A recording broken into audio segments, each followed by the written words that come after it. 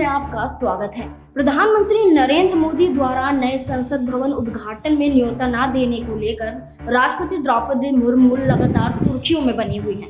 राष्ट्रपति द्रौपदी मुर्मू का जिक्र किया जाए तो यहाँ पर अभी तक उन्होंने किसी भी मुद्दे को लेकर चुप्पी नहीं तोड़ी है। यहाँ पर महिला पहलवान खिलाड़ियों का समर्थन करने पर उतरे राकेश टिकैत ने कहा था कि वो राष्ट्रपति के पास पहुंचेंगे। वहीं राहुल गांधी की संसद सदस्यता को लेकर भी ये कहा गया था कि कांग्रेस अब राष्ट्रपति द्रौपदी मुर्मू से मुलाकात कर सकती है। इसी के साथ साथ तमाम और मुद्दों को लेकर भी राष्ट्रपति का सहारा लेने की बात की गई थी। लेकिन तमाम मुद्दों की बात की जाए तो यहाँ पर राष्ट्रपति द्रौपदी मुर्मू ने अपनी चुप्पी नहीं तोड़ी।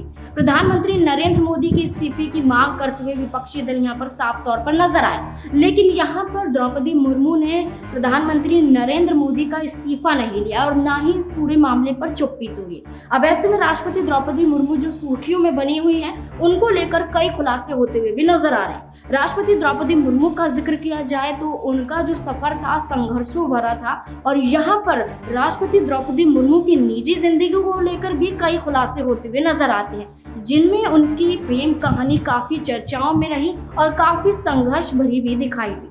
आपको बता दें, द्रौपदी मुर्मू भारत की पहली आदिवासी और दूसरी महिला राष्ट्रपति बन गई। ओडिशा के रायरंगपुर से मुर्मू ने भारतीय जनता पार्टी के साथ राजनीति की सीढ़ी में कदम रखा। विपक्षी उम्मीदवार यशवंत सिन्हा को हराकर द्रौपदी मुर्मू देश की पहली आदिवासी महिला राष्ट्रपति बन गई।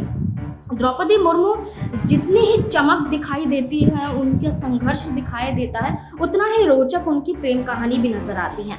आपको बता दें कि द्रौपदी मुर्मू ने अपनी प्राथमिक शिक्षा गांव से ही पूरी की। इसके बाद वो यहाँ पर आदिवासी आवासीय स्कूल में पढ़ी। फिर स्नातक करने के लिए उन्होंने भुवनेश्वर के रामा देवी वुमेन्स कॉलेज में एडमिशन लिया और उसके बाद वो गाँव की पहली लड़की थी जो ग्रेजुएशन की पढ़ाई करने के लिए भुवनेश्वर तक पहुंची।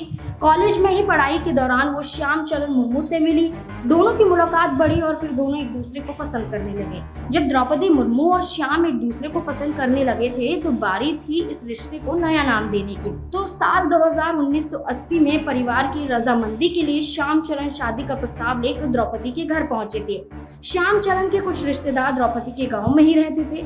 ऐसे में अपनी बात रखने के लिए श्याम चरण अपने चाचा और रिश्तेदारों को लेकर द्रौपदी के घर हाथ मांगने पहुंचे, लेकिन द्रौपदी के पिता बिरंची नारायण टुडू ने इस रिश्ते के लिए साफ इनकार कर दिया था। लेकिन श्याम चरण ने हार नहीं मानी। वो अपने सच्चे प्यार को शादी में बदलने का इरादा कर चुके थे। वह द्रौपदी ने भी घर वालों को कह दिया था कि वो श्याम चरण से ही शादी करेंगे। फिर श्याम चरण ने 3 दिन तक द्रौपदी के गांव में ही डेरा डाला। आखिरकार द्रौपदी के पिता को इस रिश्ते के लिए हाँ करनी पड़ी।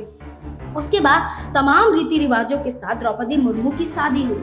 शादी होने के बाद यहाँ पर साफ तौर पर दिखाई दिया उनका सफर जो काफी संघर्ष रहा।